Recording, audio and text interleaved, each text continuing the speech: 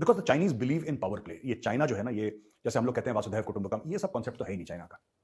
China कहता है हम ही वासुदेव है, हम ही कुटुंबकम है, हम ही सब कुछ है, और बाकी सब हमारे अधीन रहे, जो दुआ सलाम करेगा वो जिंदा रहेगा, वरना खा। तो बेसिकली क्या है कि खा जाएगा सबको चाइना। अब ये सब थोड़ा ना, कुछ कुछ मुल्क हैं जो कहते हैं ठीक है खा जाओ सब। जैसे पाकिस्तान है, वो कहता है जनाब आप कल खाते हो आज खा जाओ, आज खा रहे हो अभी खा जाओ हमें, लेकिन खजूर दे दो हमें बस। जब तक खजूर मिलते रहेंगे हमें कोई प्रॉब्लम नहीं है। लेकिन बाकी जो है गैरतमंद मुल्क हैं वो कहते हैं नहीं सब ये नहीं है। जय हिंद दोस्तों। बॉर्डर पर चीन के साथ तनाव के बीच भारतीय सेना में बैलिस्टिक मिसाइल प्रलय को शामिल करने की तैयारी में है। भारतीय रक्षा बलों ने इसका प्रस्ताव पेश किया है। इसी हफ्ते होने वाली हाई लेवल की मीटिंग में इस मिसाइल को मंजूरी मिल सकती है। चीन के साथ वर्तमान हालातों को देखते हुए इस मिसाइल की तैनाती की जा सकती है। ये मिसाइल 150 से 500 किलोमीटर के दायरे में लक्ष्य को निशाना बना सकती है। इसी से सीधे तौर पर चीन के कब्जे वाले तिब्बत के उस हिस्से को निशाना बनाया जा सकेगा जहां चीनी सेना की गतिविधि जारी है। हाल में अग्नि 5 के परीक्षण से पहले चीन बौखला गया था। अब प्रलय की तैनाती होती ही चीनी सेना को रोकने का काम करेगी। ये काम नहीं होगा। देखो, लेट्स बी वेरी ऑनेस्ट, तो जापान ने गेयर लगा दिया और जापान ने बोला है कि हमें काउंटर स्ट्राइक कैपेबिलिटी चाहिए। अगर चाइना हमें अटैक करता है तो मैं बराबर की कैपेसिटी चाहिए चाइना को ठोकने की। जापान की जो सिक्योरिटी है ना, 1945 के बाद वहां पे यूएस के बेसिस रहे हैं। आई थिंक ओकिनावा में बहुत बड़ा बेस है एक उनका, एक कमांड टाइप का है उनका, बहुत बड़ा थिएटर टाइप का कुछ जापान में। तो उसमें आर्मी नेवी और एयरफोर्स तीनों के कंपोनेंट्स हैं, मरीन्स भी हैं वहां पे। तो दोस्तों ये सब चीजें हैं वहां पे। लेकिन जापान कहता है कि नहीं यार, हमें खुद भी हमारे पास ये कैपेसिटी होनी चाहिए, कैपेबिलिटी होनी चाहिए कि अगर चाइना कुछ करे तो हम ठोके चाइना को। अब वो बात कर रहा है हाइपरसोनिक मिसाइल्स की, वो बात कर रहा है क्रूज मिसाइल्स की। जापान ये कहता है कि जहां तक चाइना की बात है हमारे दो बड़े पार्टनर हैं। हाँ ठीक है, ठीक है, यूएस हमारे साथ है, जाहिर सी बात है। लेकिन इमीडिएट नेबरहुड में हमारे दो बड़े पार्टनर हैं, एक है ऑस्ट्रेलिया और दूसरा इंडिया। ऑस्ट्रेलिया ने भी अपना डिफेंस बजट बहुत बढ़ा दिया दोस्तों, जापान ने भी बढ़ा दिया है, भारत भी बढ़ा रहा है, और ये सारे देशों को, इसमें साउथ कोरिया भी शामिल है। क्योंकि भाई साउथ कोरिया को परेशान कौन करता है? North Korea. और नॉर्थ कोरिया का अब्बू कौन है? नॉर्थ कोरिया और पाकिस्तान मेले में बिछड़े हुए वो भाई हैं जिनका एक ही अब्बू है, चीन। यानी कि साउथ कोरिया को आप पुश कर रहे हो, यानी कि आप यूनाइटेड स्टेट्स ऑफ अमेरिका को पुश कर रहे हो। That is the clear messaging. अगर आप साउथ कोरिया को धक्का दे रहे हो, अगर आप इजराइल को धक्का दे रहे हो, तो आप अमेरिका को पुश कर रहे हो, फिर वहां से पुश बैक आता है। तो ये जियोपॉलिटिकल जो सेंसिटिविटीज हैं ये हमें समझने की जरूरत है दोस्तों। तो जापान का ये बड़ा, देखिए ना, जापान का जो पास्ट रहा है मैं आपको बताता हूं। मैंने थोड़ी बहुत हिस्ट्री पढ़ी है और हमें कॉलेज में भी पढ़ाई गई थी, मुझे मुझे थोड़ा सा शौक भी है इतिहास का।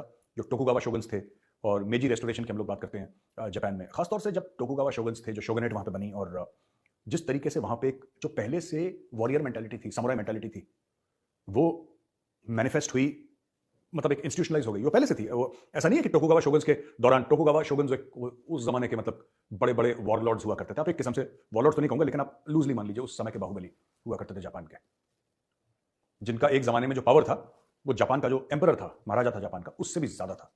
तो जापान का क्या हुआ, जापान एक मिलिटरिस्टिक सोसाइटी बन गया।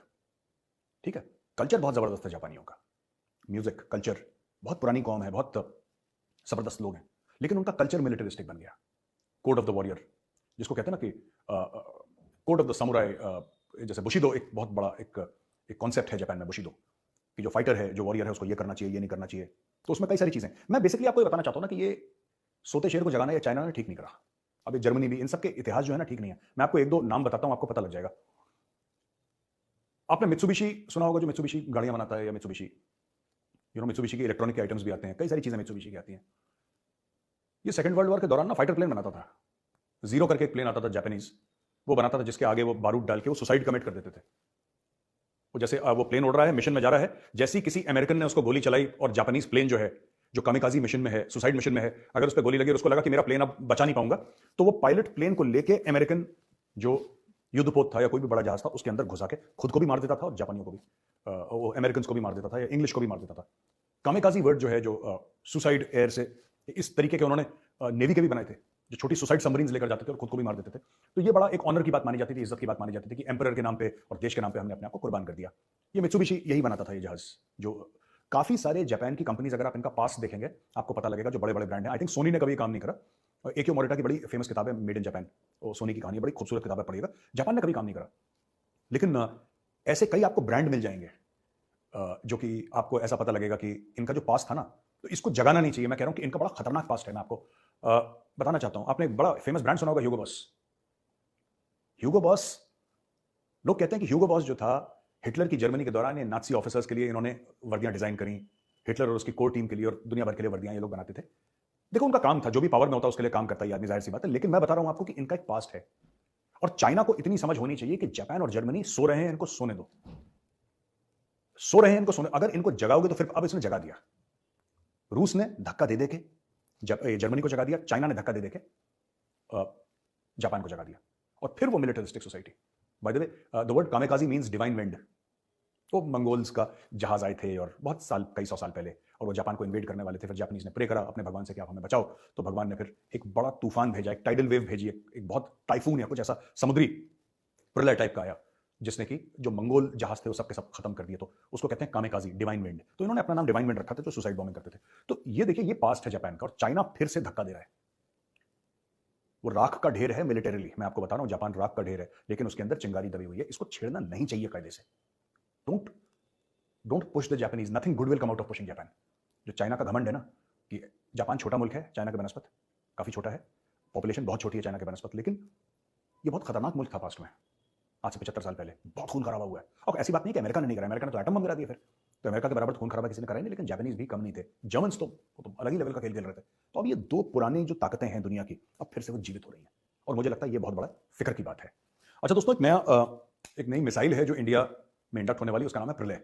नाम भी ऐसे होते हैं, देख के सुन के डर लग जाए मिसाइल का।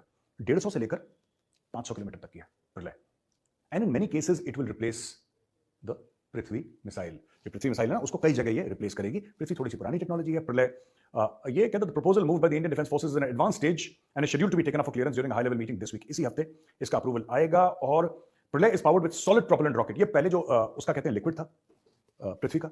अब आप ये कहेंगे कि जब अग्नि है जो 5000 किलोमीटर मारता है, 8000 किलोमीटर मारता है, कुछ लोग 8000 कहते हैं, कुछ 5000 कहते हैं, माफ कीजिएगा मुझे नहीं पता, हमें प्रलय की क्यों जरूरत है? प्रलय इसलिए जरूरत है क्योंकि कुछ टारगेट्स होते हैं बॉर्डर के पास, शैलो टारगेट्स होते हैं, ज्यादा डीप नहीं होते, शैलो होते हैं, उनको टारगेट करना।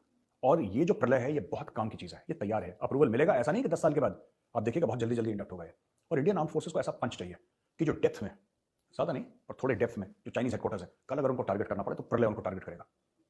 और प्रलय की यह खासियत है कि जिस स्पीड से आता है, जिस स्पीड से टारगेट करता है, और मैं ज्यादा टेक्निकल डिटेल्स में नहीं जाऊंगा, लेकिन ये जिस स्पीड से काम करेगा, China will not have anything that can intercept प्रलय। चाइना के पास ऐसा कुछ नहीं जो प्रलय को इंटरसेप्ट कर पाए, इसलिए चाइना थोड़ा सा डरा हुआ है। पाकिस्तान किसी खाते में नहीं आता, मतलब ठीक है, उनको तो वैसे ही चलते फिरते निपटा दो पाकिस्तान को।